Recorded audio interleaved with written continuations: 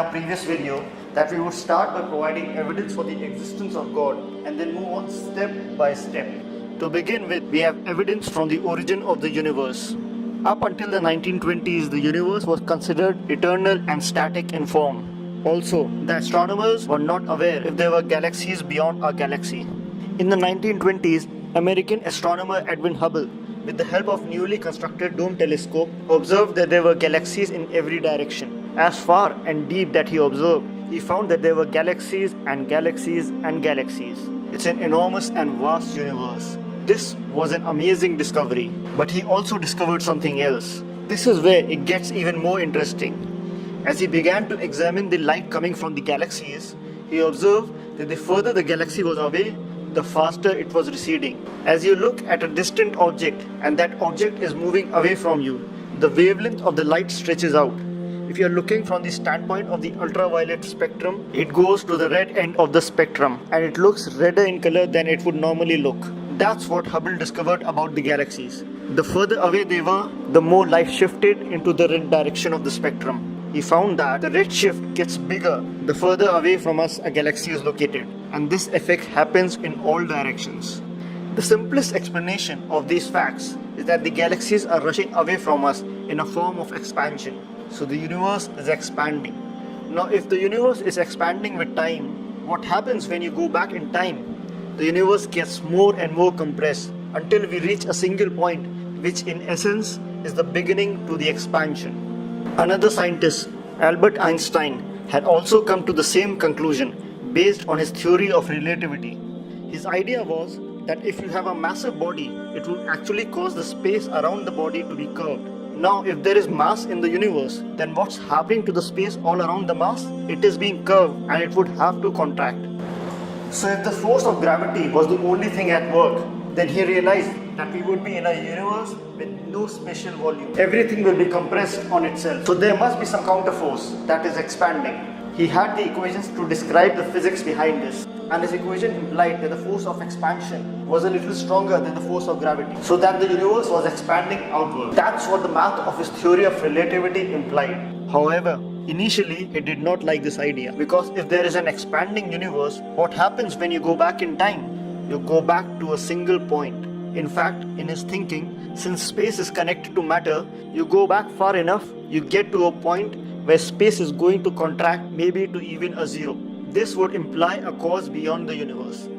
If there is a beginning, then there must be something to cause the beginning. So he introduced in his equations an arbitrary factor called the cosmological constant, which was essentially a numerical value which was a contrary force of contraction that was calibrated just right, so that the expanding force and the contracting force were in perfect balance, so that we had a static universe. However, he began to get information from Edwin Hubble about the fact that the universe is actually expanding, just like Einstein's own theory indicated. After observing the evidence of the expanding universe, he is recorded to have said, "I now see the necessity of a beginning." As for the cosmological constant that he had introduced, he said that it was the biggest mistake of his scientific career. Now it is interesting to note that there were some other scientists of the time who did not like this conclusion. Arthur Eddington is recorded to have said, "Philosophically, the notion of a beginning of the present order of nature is repugnant to me. I would like to find a genuine loophole." What was his problem with the origin of the universe? It did not match with his philosophy. During the remainder of the 20th centuries, physicists and cosmologists formulated several alternatives to the Big Bang theory that preserved the infinite universe. Some of these cosmological models were formulated purely for philosophical reasons. For example, in the late 1940s, Fred Hoyle, Thomas Gould, and Hermann Bondi proposed the steady-state model to explain galactic recession without invoking the objectionable notion of a beginning. According to their theory, as the universe expands, new matter is generated spontaneously in space between expanding galaxies. On this view, our galaxy is composed of matter that spontaneously popped into existence between our galaxies, which in turn came out of empty space between other galaxies and so on.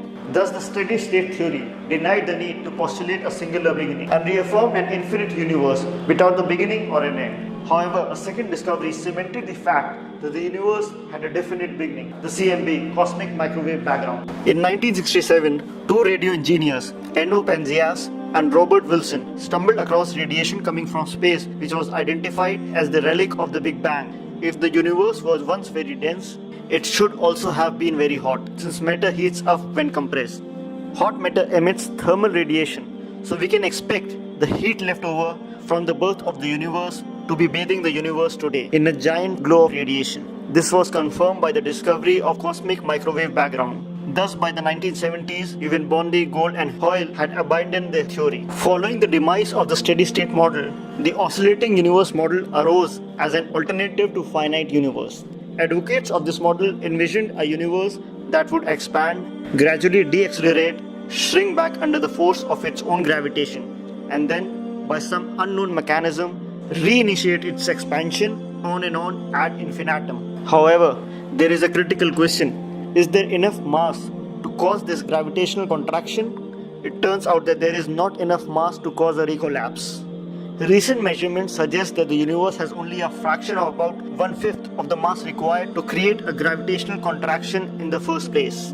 In addition, scientists have discovered that the universe is not only expanding, but it is also accelerating in its rate of expansion, such that the expanding force is just vastly outstripping gravitational counterforce. This shows that the oscillating universe is not going to work, and we are in a singular expansion from a beginning point. Prior to the formulation of the oscillating universe theory, three astrophysicists, Hawking, George Ellis, and Roger Penrose, published a series of papers that explicated the implications of Einstein's theory of general relativity for space and time, as well as matter and energy.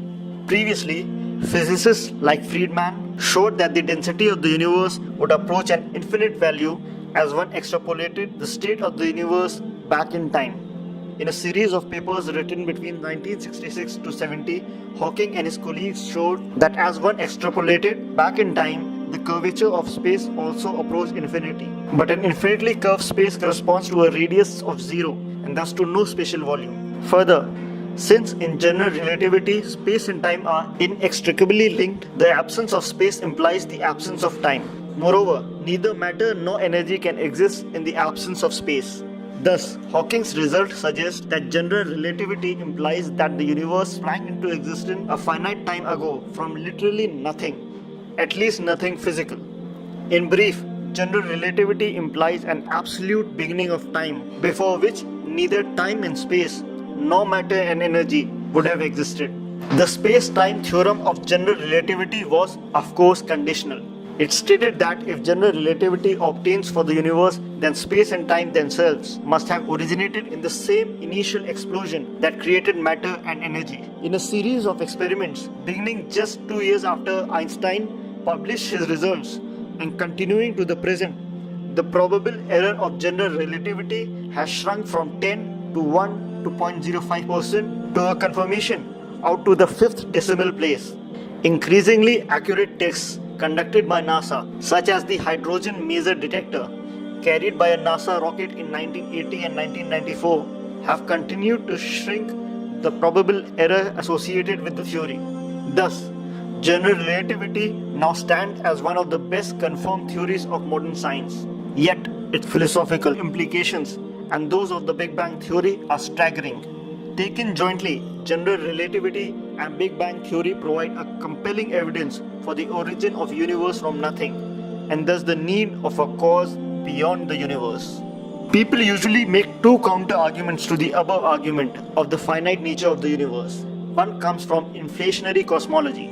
It's a new version of the Big Bang theory that states that in a very short time after the beginning of the universe began to expand in a rapidly accelerating way. This theory helps us understand a number of features of the universe. The thing to keep in mind is that even the architects of the inflationary cosmology acknowledge that there is a definite beginning to the expansion. So it doesn't really provide a refutation of the origin of the universe from a finite beginning. Another objection to our argument comes from quantum cosmology. This theory is based on the idea that if you go back far enough in time, the universe is so small that can be described by quantum mechanics. Based on this, some scientists like Stephen Hawking have concluded that the universe could have self-existed from eternity past before the Big Bang. I have dealt with this objection in a separate video titled Quantum Cosmology and the Origin of the Universe. the link of which you will find in the description below. There I have shown that it does not get rid of the singularity and thus the need of a cause beyond the universe.